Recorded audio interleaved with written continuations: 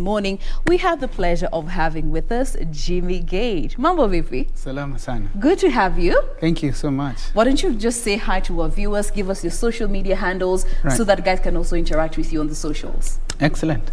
My name is Jimmy Gait, and I know most of you know me by that, but I'm called James Muderemu, and I hail from Kiambu. Today we are Say it like a true Kikuyu.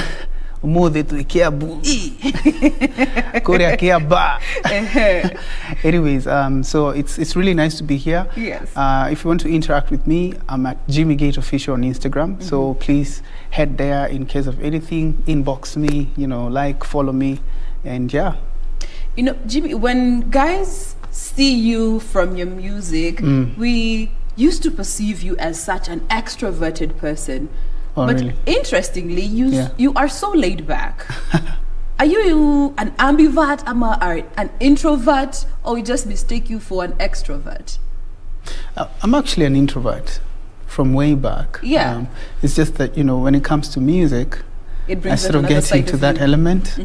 But I'm a very quiet person. Awesome. I'm a very contained person. All right. Yeah. Now, when it comes to your music, of course, that is what we associate you with whenever we see you, Jimmy Gait, Muziki, Muhadara, Agake here. But how are you doing in terms of music? It's been a minute since we heard something from you. How is music faring on for you? I would say I haven't been releasing music for quite a bit. Yeah. I sort of diverted my attention a little bit. Not that I quit music, it's just that I'm focusing on other things. Yeah. But yeah, I'll always be a musician. And since I have a studio, I'm always recording. And in the fullness of time, I will definitely release some good music. I have lots of good music. So this is something you are intentionally doing? Yes. Okay, it's part of the journey as a whole? It's part of the journey. All right. And I think we always go through different, dynamics and phases of life.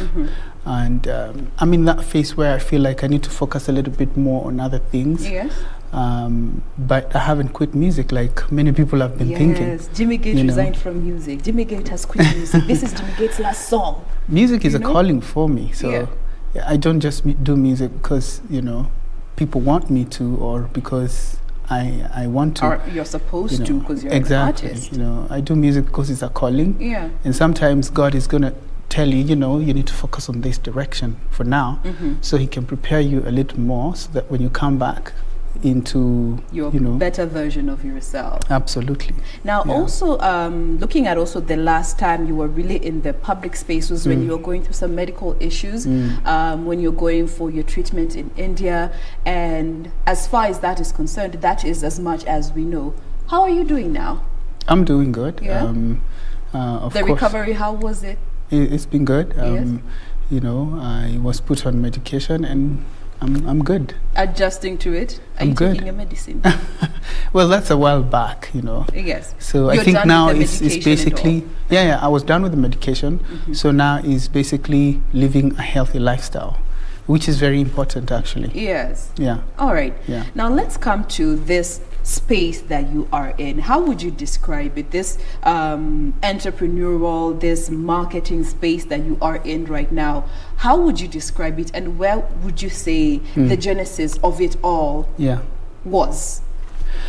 Wow, it's been a journey, I would say. When I was starting music, I didn't have anyone in Nairobi. And the only thing I had was hope and faith that I would actually make it. I was living in the village. Everything was in the village. So we didn't have any relatives or friends in Nairobi. But I was so determined, and I said, I'm going to Nairobi and I'll go and conquer. And I didn't even know how to. But I believed. And I remember coming to Nairobi, and the only money I had was 5,000. I was given by a friend. And that is the money I used to settle down in Nairobi. Was that a loan? No. Alinipatia. Go figure yourself out. Yeah. And I started pursuing music, and I worked really hard. At that point, it wasn't about the money, it was about the calling I felt so deeply attached in me. Yeah. And I pushed, and I remember it was really difficult. But eventually, of course, I broke through, and I was able to do many hit songs. And eventually, I felt like I needed to also introduce my life into other things. I've always wanted to do business, and at some point I felt like I needed to branch into business.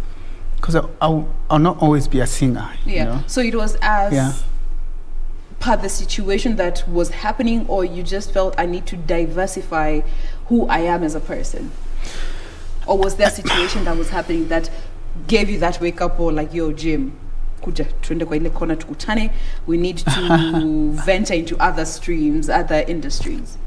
I actually had a meeting with my own self, and I said, okay, look, you're going to have a future. What if your children are not going to be singers, you know? What are they going to do? What are you going to leave them with? And so I started building that desire in me of branching into something that I can build for the long run, so that even my children can, inherit something from me. Because not every child adapts their parents in terms of giftings. Yes. And also I wanted stability. I wanted to pursue things that can, provide a system that can generate revenues for me, even if I'm not the one.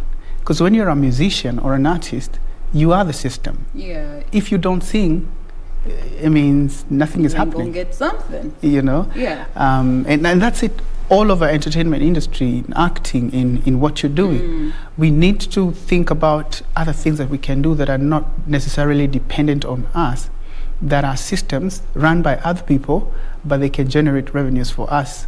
And that's when I started now pursuing business. Yeah. Of course, when I went to India, that was a really, really huge turning point for me. Because when I went there for my treatment, I met so many other Kenyans who had gone there for treatment. The same hospital I was in had probably 300 Kenyans that had gone for treatment. For medical services, wow. Exactly. So I met with them, I interacted with so many of them, and I realized that they usually face so many challenges. Flashing back to what I went through before I went to India, it took me roughly 3 to 4 months to figure out which hospital was to go to, which agency that was going to take me there. Yeah. It was difficult to know even the documents that I would need and require. So interacting with those guys in India, the Kenyans, I realized they go through the same things. The same things, or even worse. Or even worse. Yeah. So I asked myself, it took me 3 to 4 months to figure this out, and I am Jimmy Gait. I have all these connections, but it took me a while before I could settle down on which hospital. Yeah. So I asked myself, what about that common person who has cancer, who has brain tumor, who has any condition, and they have been referred to India, they are in Eldoret, they are in Machakos, they are in whatever part of the country, they don't know nobody like I do. Yeah. And I said, you know what, I think there's a problem here that I need to fix. Of course, I realized also there are so many brokers who broke people to go to hospitals in India. Yes. And because they're making commissions, what they do, they'll get you the most expensive hospital, so they increase their commissions. And again, for me, that was not right. It didn't sit right with me. That was something that you discovered when you were there. Exactly. So I said, something has to be done. I'm not the kind of person who complains. I'm not the kind of person who likes pointing fingers at people. I don't judge people. I like doing something. So if I can do something, I like doing something. So I said, I'm going to do something.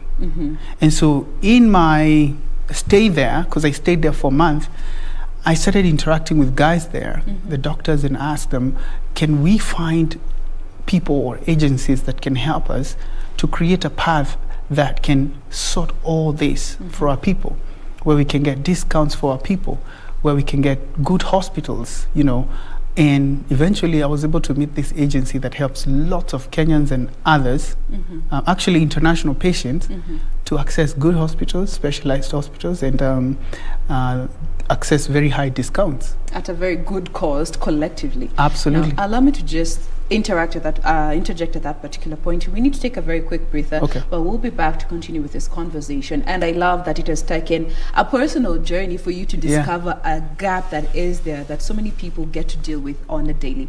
Any questions that you have for Jimmy Gait, shoot them through at Jimmy Gait Official, at KBC Channel 1, and at Jain Wambui. We'll be looking at them after this break. Stay with us.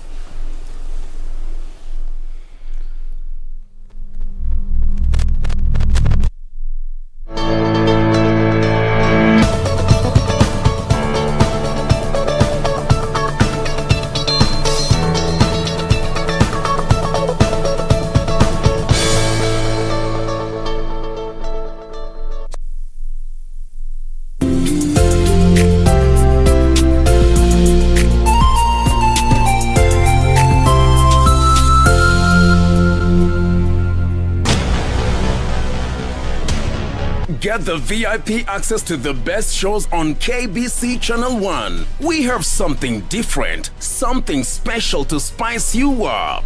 Get ready for new, exciting and captivating dramas.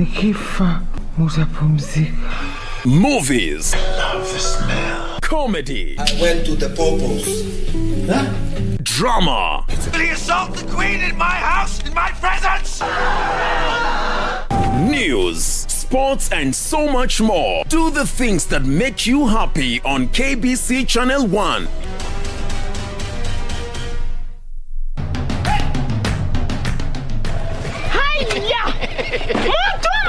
Ala, Nissan Serena ndio hii. Na unaweza kuwa wewe ndio tunapikia simu. Kodi ya Nissan Serena ni NS. Alafu kisha kwenye amount ni 50 bob. Hii Nissan Serena tunakupatia na shilingi 50. Kujiunga na QuickBid ni rahisi. Enda kwenye M-Pesa, bonyeza paybill kisha weka business number 4032353. Kwenye account weka kodi ya bidhaa unayotaka na bid yako ya chini zaidi. Kwa mfano TV 16. Kisha weka shilingi 20 tu kama idadi yako. Weka bid yako pia kwenye www.quickbid.co.ke. Kumbuka, bid ya chini zaidi ya kipekee ndio hununua. QuickBid, bidhaa bora kwa bei ya chini.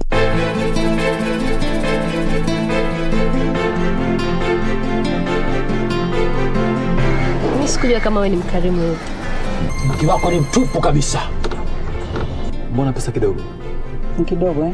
Hebu toka hapo nje uone kwa tuzikuta. Wakili niambie Kate amefanya nini ama nitaenda kwake akaniambia yeye mwenyewe. Kama ulikuwa hutaki kusema hungeanza hii story.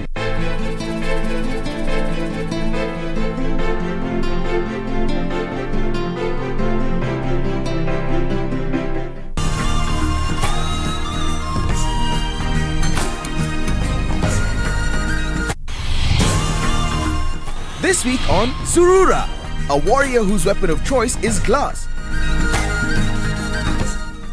Hi! A colorful artist teaching others to love who they are through art.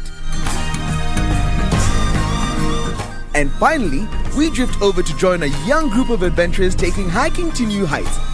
Wow, why you at home? That's all coming right up on Surura. Find your adventure. Only on KBC.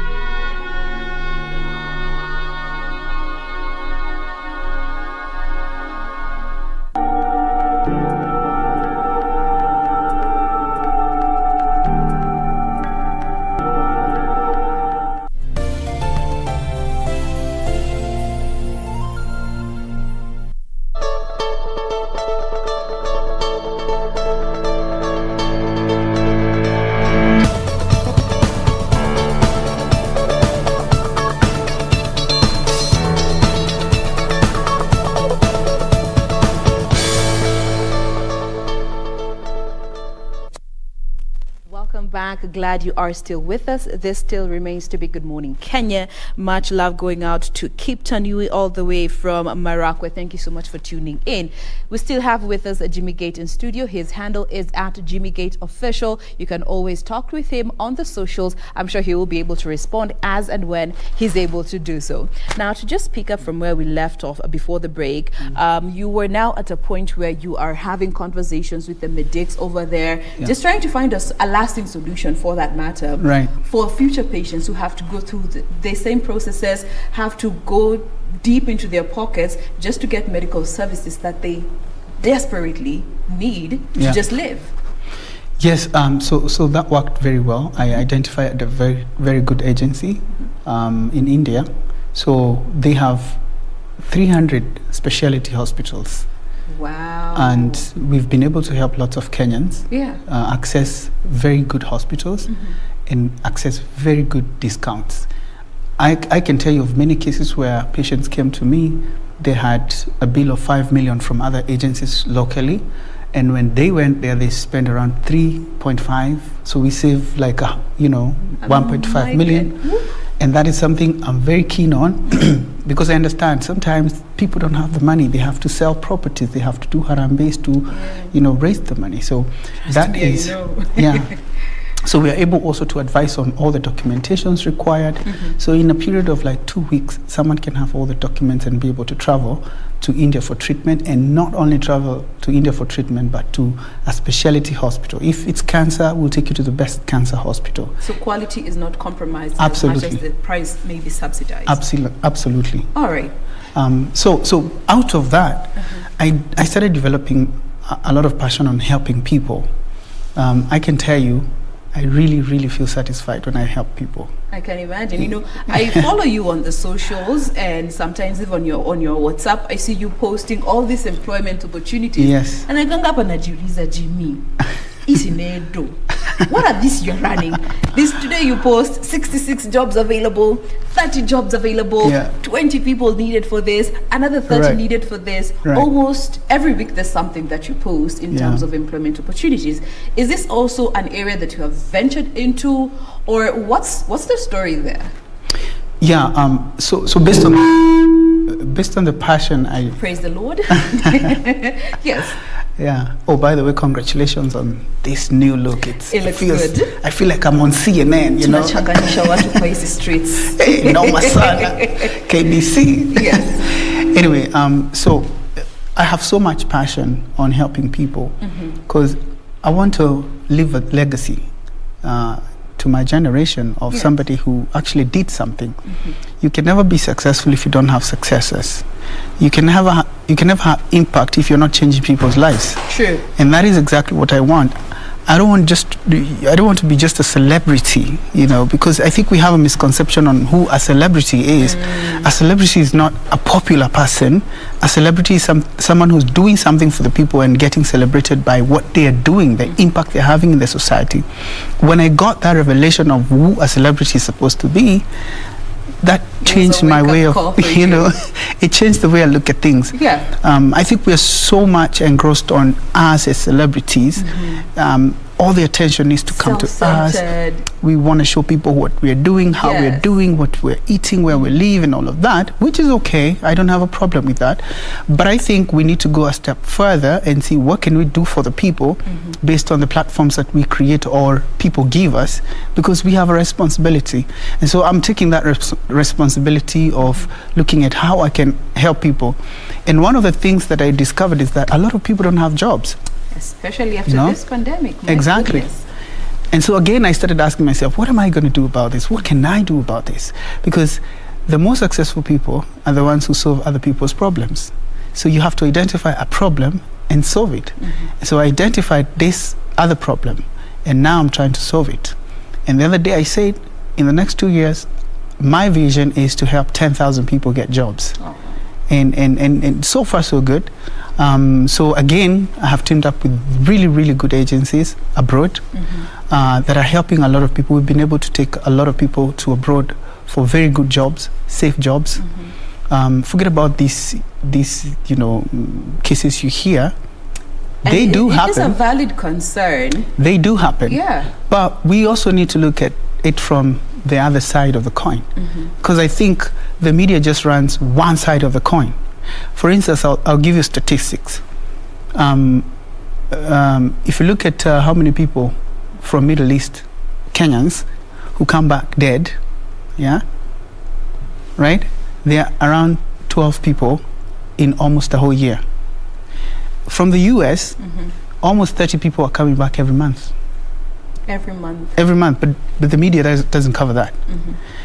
There are so many Kenyans who are living and working in Middle East, maybe almost 1 million. Yes. And they're working properly. What a lot of Kenyans don't know is that some of these people who come out and report cases of how they've been mistreated. Yes, they have been mistreated, but they'll never say about why. They never tell the reason cause. Why. Yeah. Why were they mistreated? Because I can tell you most of them is because, and I don't want to say that it's all of them, but most of them have done something that triggered that to happen. And this is from research that you have done to be able to come up with a conclusive statement 100%. Like that? Okay. These are realities that happen. Someone goes and sleeps with someone's husband, they get caught. Someone steals something from, the employer's house, or they disrespect them. Some of them don't want to keep the rules and regulations that have been set. And based on that, it triggers mistreatment. A chain of other unfortunate events. But there's no lady who's going to come out and say, I was mistreated because I slept with someone's husband. They never say that. And it's fair enough to say these things are happening. I'm not denying that they're happening. But can we also show the other side of the coin that there are so many hundreds of thousands of Kenyans, especially in Middle East, who are working there. Yeah. They are okay. They are, feeding their families. They are building a livelihood. There are those that have been there for 10 years, 19 years. They're still working there. Instead of demonizing Middle East, for instance, and saying Middle East is not a good place to be, I'll tell you, before I started doing this initiative of, searching for jobs for people, I used to have this image of, especially Middle East, because we do Middle East and other countries as well. I was never interested in, focusing on Middle East or any other country around there. Yes. Why? Because of how people talk about it, until I got to know the other side of the coin. All right. Now, as humans, naturally so, we are always quick to look at what is not working as opposed to celebrating what is working. Now, looking at that aspect of what we have seen, the misdeeds that some of our people do there, are there any forms of training that you offer the people that you send there to make sure that when you are sending them there to do this particular jobs, they are well equipped? Because you could be coming from a very humble background and not as exposed to the environment that you will be going to there. Hence culture shock, then you get excited and do so many other things that sadly land you in problems. Do you sort of just equip these people that you are sending abroad with the skills, that the basics at least, that they need to be able to survive and live decent lives there while maintaining their jobs? That's a very good question. In part of the other reason why some Kenyans would face challenges when they go, not only in Middle East, but in other countries. Yes. Because even in other countries, I can tell you, Kenyans are also facing some hard times. But part of the reason sometimes is because if you use a wrong agency that doesn't care about you, all they care about is the money they're getting paid, they will cut corners. They'll not follow the regulations that have been set. Yeah, there are regulations and protocols that the government has set for you to be able to go there and, number one, be legally working in whatever country you're going to. And so some of the agencies are not following those protocols. So when you get on the other side, you probably don't have the information you require. You're not well trained. For instance, as we train, we do proper orientation before sending anybody out of the country. So that by the time culture shock is real. Exactly. Culture shock is real. Absolutely. So we do that thoroughly, so that by the time someone is getting there, they fully understand what they should do and what they shouldn't do. And I can tell you, of all the people that we've sent, none has ever had a problem. Because of that one reason, that we follow all the protocols the government has set. Number two, we train them before they get there, and we follow up on them all the time. We want to know, are you okay? Because that's another issue. If you don't have a good follow-up system in place, to know that your people are okay, if they have a problem, how do you mitigate that? Because here's the thing, we are living in an imperfect world. If Kenyans that are being mistreated would come out today here in this country, I mean, we would have millions of them. The thing is, we need to look at it from this perspective. When you're in Kenya and you're getting mistreated or going through challenges, I mean, there's that mentality of, I'm still at home. I can go to my cousins, to my aunties, I can go, But when you're out there, you probably don't have anybody you're thinking that you can turn to. That's why they come out on social media. But the same things that we are facing here, they are facing outside the country, whether it's in the US or in Middle East or in China, whatever. The reason they come out so much is because there's that mentality of, I don't have anybody around to help me. I need to just, spill it out on social media. And so having a follow-up system is very, very important. And I want to urge Kenyans to be very careful on some of the agencies that they're using to go out there.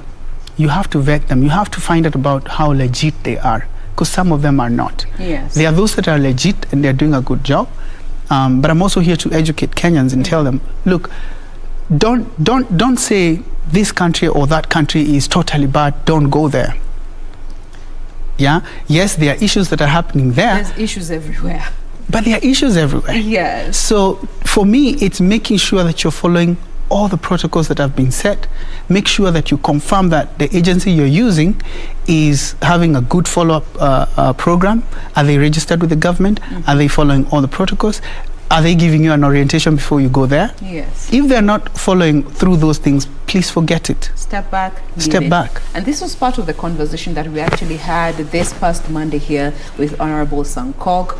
All the agencies were deregistered and they had to register afresh. So just do your due diligence, get to understand if these agencies are registered. I'm sure that is a question you're willing to answer whenever you are asked. Absolutely. When it comes to the agencies that you're working with. Absolutely. Now, my directors tell me we're out of time, but for those who would like to be in touch with you, maybe you could remind us the social media handles once more that can be able to reach out and get all the necessary information that they may need if they're looking to get a source of employment and a decent one for that matter. Absolutely. And safe one at that. We are very keen on safety. Safety is paramount for us because we want to create a safe path, and that's what we've done. And so I'll give out a number as well. So if you have a phone, you can take that number pretty quickly. But you can go on my social media at Jimmy Gait Official. Go check out the jobs that I've posted there. And if you're interested, go to my inbox and I'll give you more details on how you can get that. If you want to call, text or WhatsApp, the number is 01134 89898. That is 01134 89898. Again, at Jimmy Gait Official on my Instagram. In case you didn't get the number, you can come there and I'll give you more details on how you can get the jobs. Lots of people have, by the way. I'm so excited because, I'm glad, this is something that so many people would be happy to, get the opportunity to get a source of income. Just today on the back page of the Daily Nation, parents are crying. The pinch of school fees, just a week's break, a week break for that matter, and you have to pay school fees again. And for some, we are yet to recover. We are yet to get back to the previous financial standing and muscle that we had. So if you are looking for a job, so many Kenyans have been just discombobulated by COVID-19. So thank you so much for just doing what you're doing. We wish you the best. We hope to hear some music soon, but at your own time, definitely. We'll be sure to support you as best as we can. Absolutely. And thank you so much for hosting me today. It's been amazing. Thank you for coming.